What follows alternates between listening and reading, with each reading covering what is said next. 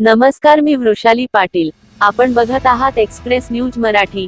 वाकान येथून अवैध पद्धतीने रेतीची तस्करी, महसूल प्रशासनातील अधिकारी गाढ झोपेत.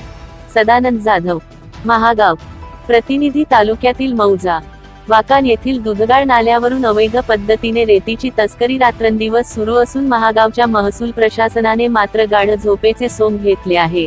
तालुक्यात ठिकठिकाणी अवैध गौण खनिज किंवा अवैध रेती व माती तस्करी, सर्वसामान्य जनतेच्या कामाकडे दुर्लक्ष अशा अनेक प्रकारे समस्यांचा कळस गाठला आहे. तालुक्यातील वाकान गावाशेजारी दुधगाळ नाला असून येथे दिवसाढवळ्या रेती तस्करी जोमात सुरू असून महसूल प्रशासनाच्या आर्थिक संबंधामुळे रेती तस्कर सक्रिय झाले आहेत. रात्रीच्या सुमारास रेतीची तस्करी करून अव्वाच्या सव्वा भावात विक्री करण्यात येत असल्याचे चित्र दिसून येत आहे.